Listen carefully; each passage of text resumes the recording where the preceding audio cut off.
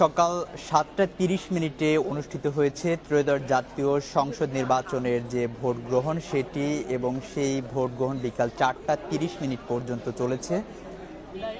সারাদিন রাজধানীর বিভিন্ন ভোট কেন্দ্রে আমরা ঘুরেছি এবং সেখানে আসলে কেন্দ্রগুলোর যে পরিস্থিতি ছিল, ভোটারদের যে উপস্থিতি ছিল, সেটি আমরা দেখেছি। দীর্ঘ বছর পরে আসলে একটি উৎসব মুখর পরিবেশে একটি নির্বাচন অনুষ্ঠিত হয়েছে। এই মুহূর্তে আমরা রয়েছি ঢাকা 18 আসনে, এবং এই 18 আসনের নির্বাচনের পরিবেশ কেমন ছিল এবং ভোট কেন্দ্রে ভোটারদের উপস্থিতি কেমন ছিল, এই সার্বিক বিষয়ে জানতে আমরা এখানের একজন প্রতিনিধিকে আমরা যুক্ত করেছি। তার সঙ্গে আমরা কথা বলবো, যিনি যুগান্তরে কর্মরত রয়েছেন। যে আপনার কাছে একটু জানতে চাইব, এই ঢাকা 18-তে আপনি সারা দিনব্যাপী কাজ করেছেন এবং বিভিন্ন কেন্দ্রে গিয়েছেন, ভোটারদের সঙ্গে কথা বলেছেন।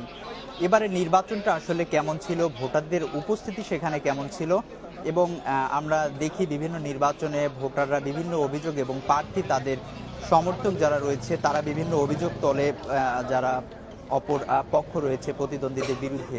এই সার্বিক বিষয় নিয়ে আপনার কাছে জানতে চাই, 18 নির্বাচনটা আসলে কেমন ছিল। ধন্যবাদ আপনাকে। ঢাকা 18 আসনে আজকে সকাল থেকেই একটা উৎসব মুখর পরিবেশে আমরা ভোটারদের উপস্থিতি কেন্দ্রগুলোতে দেখেছি। আমি বেশ কয়েকটি কেন্দ্রে ঘুরেছি। এর মধ্যে উত্তরার সবচাইতে যে বড় কেন্দ্র উত্তরা হাই স্কুল, এবং এর পরের যেই ভোটার সংখ্যার দিক থেকে যেই কেন্দ্রটি রয়েছে সেটি হচ্ছে কামারপাড়া স্কুল অ্যান্ড কলেজ। তো এই দুটি কেন্দ্রই কিন্তু বড়, এবং এখানে প্রত্যেকটি কেন্দ্রেই হচ্ছে টোটাল 19,000-এরও বেশি সংখ্যক ভোটার রয়েছে।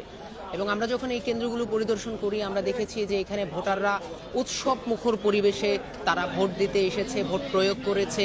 এবং বিগত সময়গুলোতেও আমরা কাজ করেছি নির্বাচনের পর্যবেক্ষণে, সংবাদ সংগ্রহে মাঠে ছিলাম, কিন্তু অন্যান্য সময়গুলোর তুলনায় এবার আমরা দেখেছি মানুষ একটা উপচে পড়া ভিড় ছিল, সেই অর্থাৎ দীর্ঘ লাইন ছিল, সেখানে মানুষ ভোটের লাইনে দাঁড়িয়েছে। বিশেষ করে নারী ভোটারদের উপস্থিতি উল্লেখযোগ্যভাবে আমরা লক্ষ্য করেছি। এবং সেই সাথে ভোটটা উৎসব মুখর এজন্যই বলছি কারণ আমরা দেখেছি যে অনেক অভিভাবক বা অনেক ভোটার তাদের সন্তানদেরকে নিয়ে ভোট কেন্দ্রে এসেছে। তা এই জায়গা থেকে বোঝা যায় যে আসলে তারা ভোট কেন্দ্রে আসছেন অনেকটা নির্বিঘ্নে এবং উৎসব মুখর পরিবেশ, যেটা বললাম। তো এই নির্বিঘ্নে ভোট কিন্তু আসলে ঢাকা 18 আসনের কম বেশি সবগুলো কেন্দ্রেই কিন্তু এইরকম অবস্থা ছিল, এবং এখানে তেমন কোনো অপ্রীতিকর ঘটনার খবর আমরা পাইনি, দু একটি বিচ্ছিন্ন ঘটনা ছাড়া।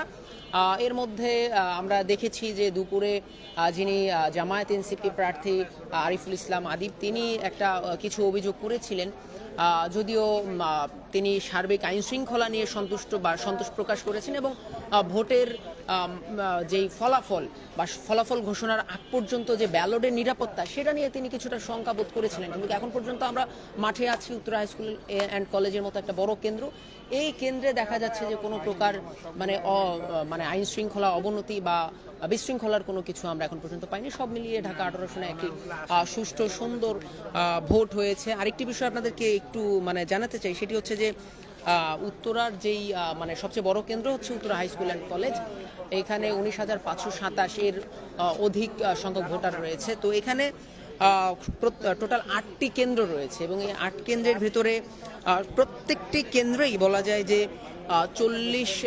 শতকরা 40% উপরে ভোট কাস্ট হয়েছে। আমরা এখানকার যারা প্রিজাইডিং অফিসার ছিল বা সহকারী প্রিজাইডিং অফিসার ছিল তাদের সাথে কথা বলে জানতে পেরেছি। তো এই ছিল আর কি এখানকার সর্বশেষ বিষয়ে যদি আপনার কাছে জানতে চাই, সেটি গণভোটের বিষয়, যেটি সাধারণ মানুষ, বিশেষ করে প্রাতিষ্ঠানিক শিক্ষা যাদের কম রয়েছে বা নেই, তারা আসলে এই গণভোটের বিষয়টি অস্পষ্ট ছিল। গণভোটে কি রয়েছে, কেন দিবে গণভোট বা কেনই না দিবে গণভোট, সেই বিষয়ে আসলে ভোটারদের সঙ্গে আপনার কথা হয়েছিল কিনা? গণভোট আসলে মানুষ সেই পার্সেন্টেজ কেমন হতে পারে? কিছুক্ষণ আগে, ধন্যবাদ, একটি ভালো প্রশ্ন করেছেন। কিছুক্ষণ আগে আমি কয়েকটি কেন্দ্রে সর্বশেষ ফলাফল ঘোষণার আগে বা ফলাফল টানিয়ে দেওয়ার আগে আমি কিছু কেন্দ্র পরিদর্শন করেছি, এবং সেখানকার পোলিং অফিসারদের সাথে কথা বলার আমার একটা সুযোগ হয়েছিল। তো আমি একটা কেন্দ্রের কথাই বলি যে সেই কেন্দ্রটিতে আমি জানতে চেয়েছিলাম যে আসলে গণভোটের অবস্থাটা আসলে কি, হ্যাঁ এবং না। তো আমাকে যেটা জানালো যে হায়ের পক্ষে সেই কেন্দ্রে টোটাল 521টি ভোট পড়েছে, কিন্তু তার মধ্যে 400+ হচ্ছে গণভোটের পক্ষে হ্যাঁ, আর বাকি হচ্ছে গিয়ে দেখা গেছে যে না ভোট। তো গণভোট আসলে মানুষ হায়ের পাল্লাটাই আমরা বেশি দেখতে পাচ্ছি। এবং আসলে উত্তরা যেহেতু একটি এখানে আপনি জানেন যে এখানে আসলে এলিট শ্রেণীর ভোটাররা রয়েছে, সচেতন ভোটাররা রয়েছে, এবং সেই জায়গা থেকে এখানকার অধিকাংশ মানুষই আসলে গণভোট কি কেন দিতে হবে, কেন প্রয়োগ করা প্রয়োজন বা কেন প্রয়োগ করবে না, এই বিষয়গুলো কিন্তু মানুষ খুব সচেতন এবং ভোটারও সচেতন। তো সেই জায়গা থেকে তাদেরকে আসলে বাড়তি করে যে বলার কিছু তেমনটি আমরা দেখিনি। এবং আমরা তরুণ প্রজন্মের মধ্যে দেখেছি, আমরা অনেক তরুণ ভোটারদের সাথে দিনভর কথা বলেছি, তারা ইতিবাচক গণভোটের পক্ষে ইতিবাচক কথাই আমাদেরকে জানিয়েছেন। ধন্যবাদ তারেক আপনাকে ধন্যবাদ যুক্ত থাকার জন্য।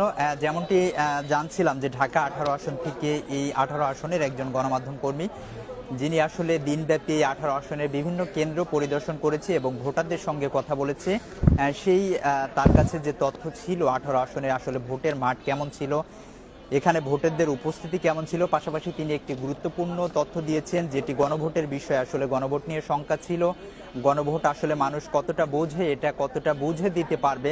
তবে তিনি যেটা বললেন, এই 18 আসনে গণভোটের যে উপস্থিতি অর্থাৎ হায়ের পক্ষে কিন্তু ভোট বেশি পড়েছে, এমনটি তিনি ভোটারদের সঙ্গে কথা বলে জানতে পেরেছেন। সব মিলিয়ে এই 18 আসনে বলতে পারি এখন পর্যন্ত পাওয়া তথ্য মতে দু একটি অনাকাঙ্ক্ষিত ঘটনা ছাড়া কোনো ধরনের বিশৃঙ্খলার ঘটনা বা বড় কোনো ভোটে বড় ধরনের কোনো কারচুপি এ ধরনের কোনো অভিযোগ কিন্তু কোনো প্রার্থী বা কোনো দলের সমর্থকরা করেনি। এই ছিল ঢাকা 18 আসন থেকে নির্বাচনের যে সর্বশেষ তথ্য। সঙ্গে ছিলাম আমি আরিফ শেখ।